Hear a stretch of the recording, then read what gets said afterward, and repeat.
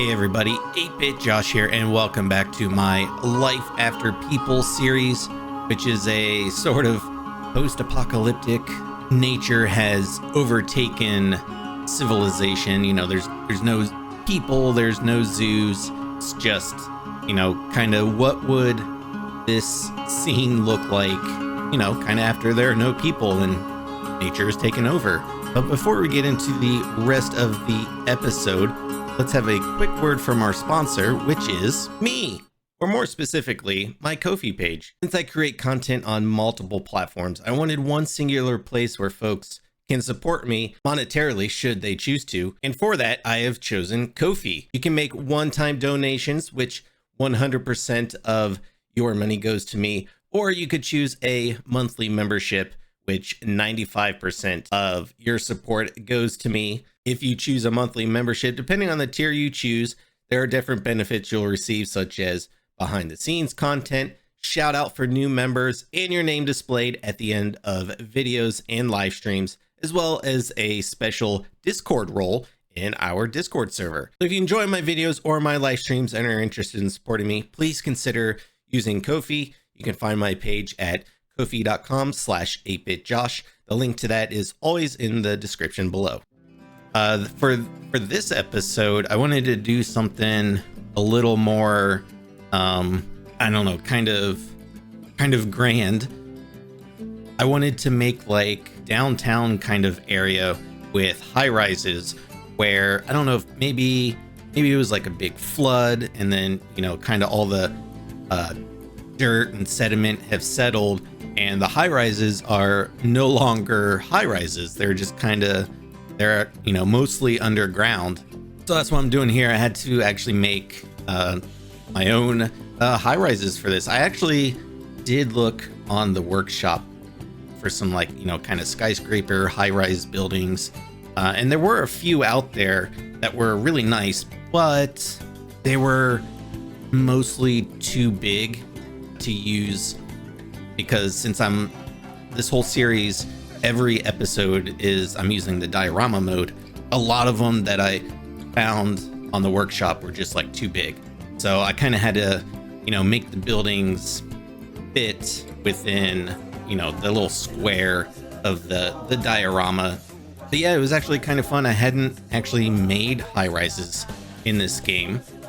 I guess typically, like in a zoo game, you're probably not really making like cityscapes. I know some creators have, but I haven't. So it was actually kind of fun to like come up with a few different building designs, and I wanted them to be smushed together and just kind of look like what would have been like maybe like a little downtown area. So I think there is 6 total buildings I ended up making, and yeah, so there I was like sinking it down and then using the terrain tool to kind of sculpt the terrain around the buildings. And I'm really happy with how it came out, you know, kind of making it look like, like I said, the terrain and everything has kind of built up around the buildings. So they're no longer high rises, also making them like kind of look ruined, having like plants and,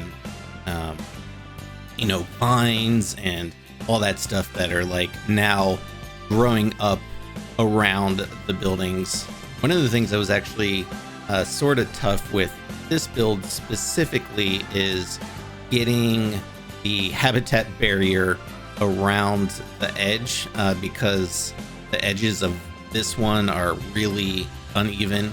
So what I've been doing with these builds is I have the habitat barrier. I try to get it as absolutely like close to the edge of the diorama that I could, and that was actually a little difficult on this one just because, like I said, the terrain was really uneven.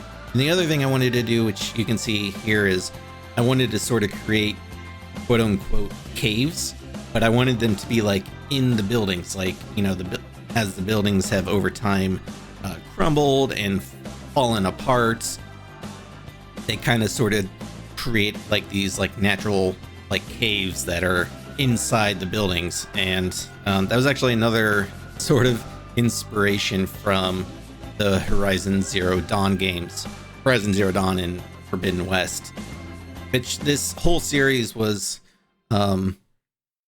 sort of spun off from my Meridian Springs zoo that I made, which was a very specific Horizon Zero Dawn themed zoo. Yeah, you can see here, like, as I'm like I deleted a lot of the roof and other parts of the building, and then just kind of getting the terrain around as well. I also wanted some water sources in here as well, just because, you know, over time, like rainfall and stuff like that would build up and collect in areas that, as buildings are falling apart, would probably actually be what was once the inside of the building. So this habitat it's actually has two animals in it. It's the bear's tapir and the Colombian white-faced monkey. Originally, I don't remember if I was gonna only do one of those. I think I was just gonna do the tapir at first, but then I realized, oh, there's kind of an opportunity to add the monkeys as well, because there's eventually going to be like vines and stuff that are crossing over between the buildings and the trees that I'll eventually put in. Here you can see me struggling when I was talking about a few minutes ago, struggling with the the habitat barrier.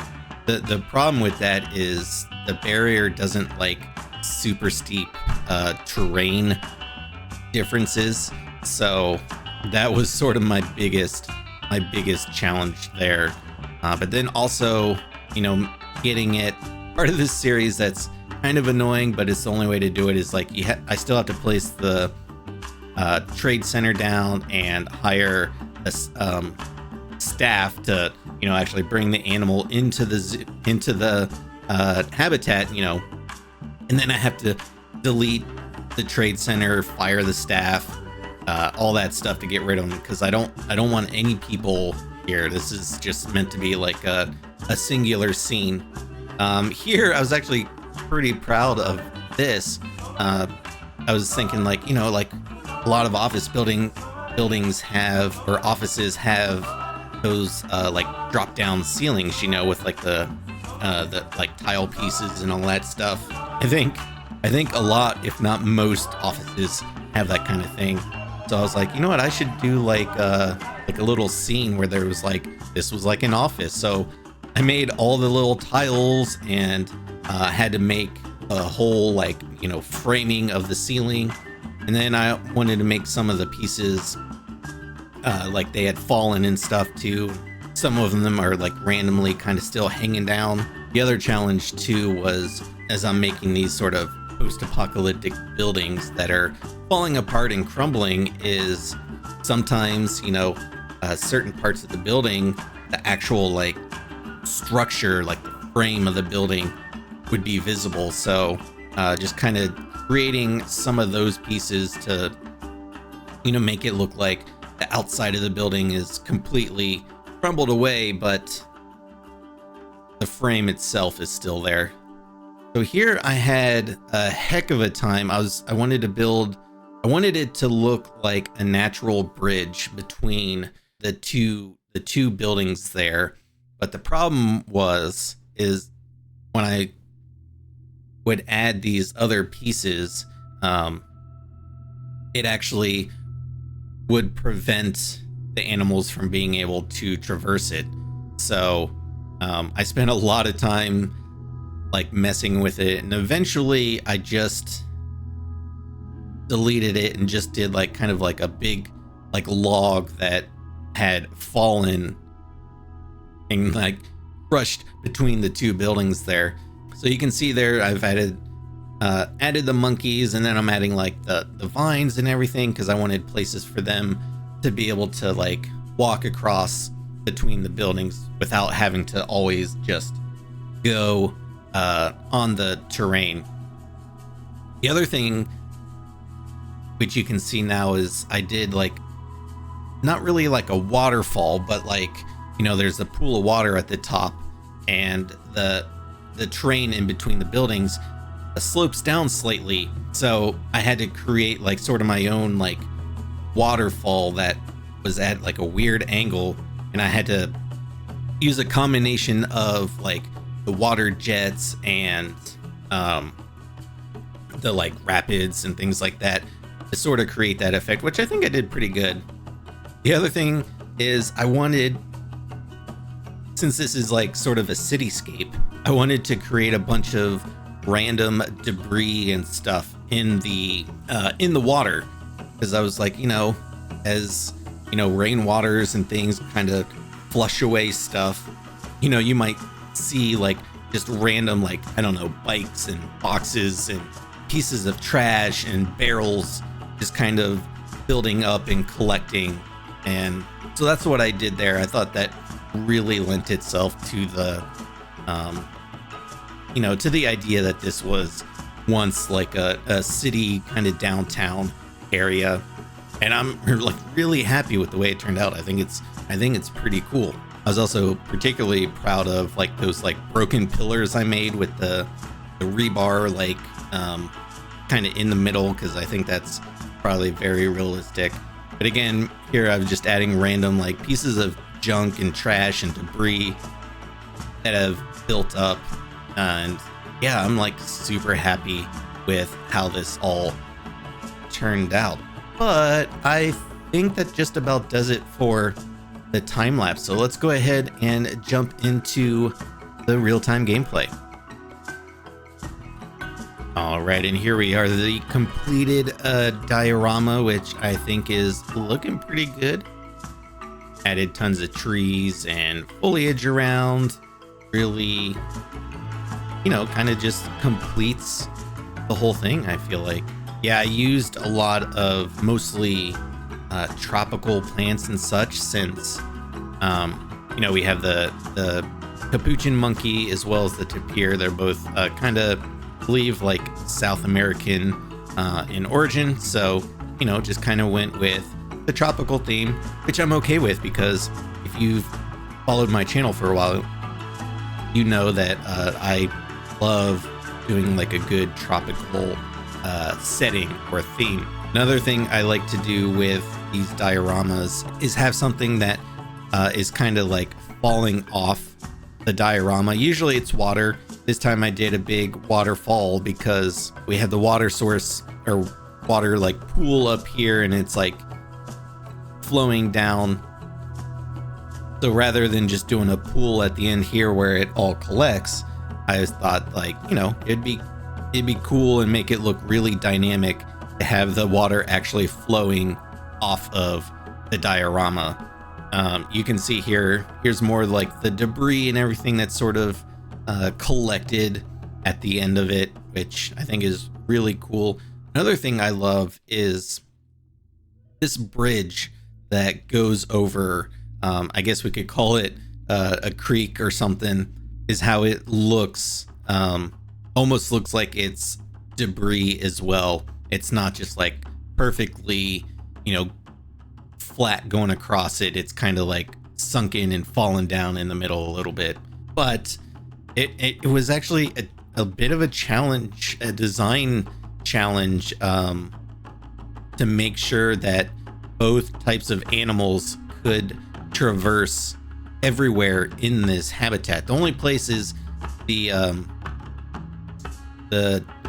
tapirs cannot go over here, just because I did add this like bridge here, but it's not traversable for them. I think they're too big to get across that.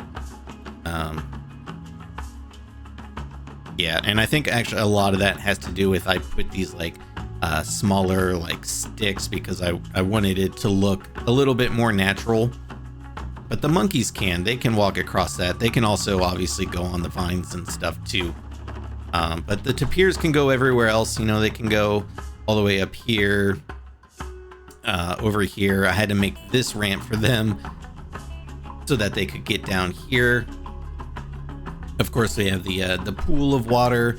Here's one of the little caves that I was talking about. Oh, look at everybody sleeping in here. So cute. Of course, we have another Another one here. This is the sort of ruined office that I was making, the drop down ceiling and everything, and I added lights as well. But I just think this all turned out just really, really, really good looking. I'm super happy with it. And then we have another, what I'm calling them caves down here as well. I love this one with the water and like the pillars. That's definitely something I got from like, the Horizon Zero Dawn series, or like, any sort of post-apocalyptic, like The Last of Us. There's, water is collected inside the building and now is just sort of a natural water source, but like having all the plants growing in, again, more debris in here.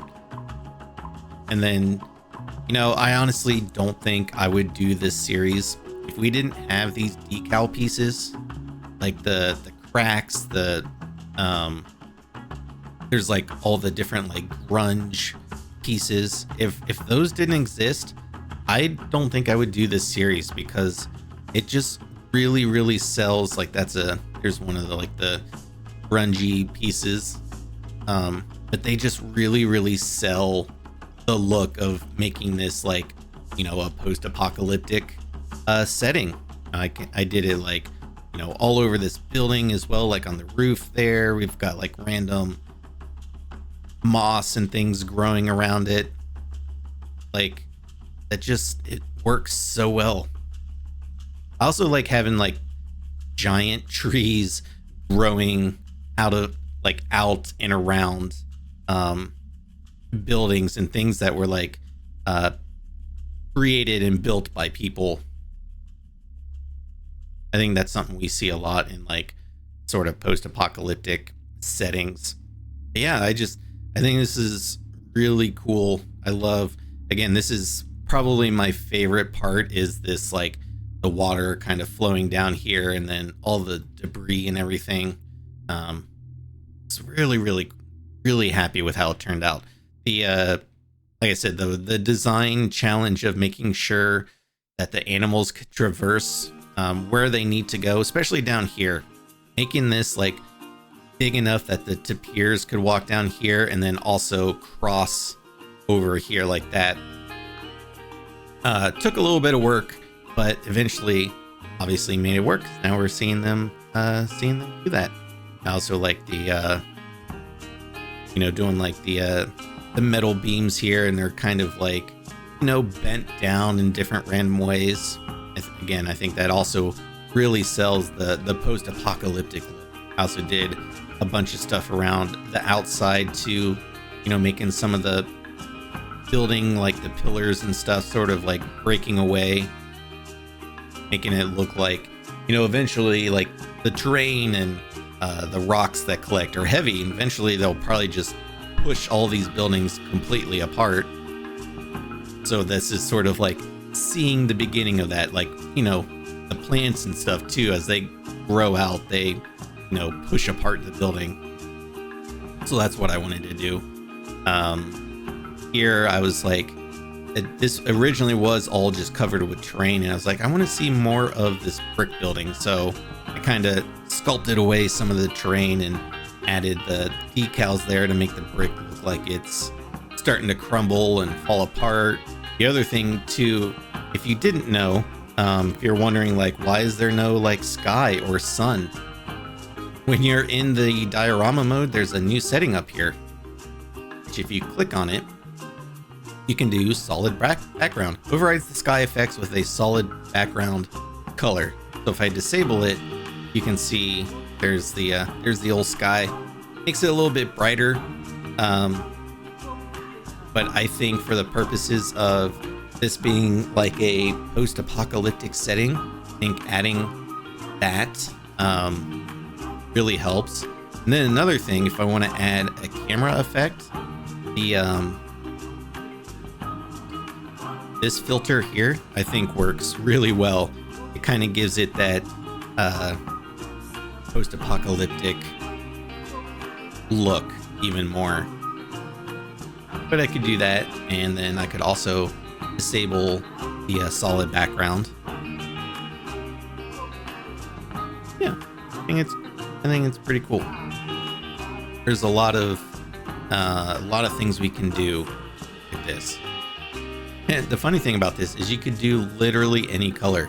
If you want a pink background, you can make it pink. Or if you want more of like a sky blue color, you can do that as well. But I think the default color, I don't know if I can just do a reset. Uh-oh, I broke it. Now it's not doing anything. Whoops. Oh, there we go. Yeah. That's one of the neat things you can do with the diorama mode. But yeah, I hope you all enjoyed this episode, and I hope you're enjoying the series so far. Yeah, I still have more ideas and more episodes that I've already recorded and have scheduled to go out. So very excited to finally get this series out. As always, if you have any suggestions for other sort of like post-apocalyptic scenes, do let me know in the comments, because this is I think I've said it at least in the last couple episodes that this is sort of my long-term Planet Zoo project.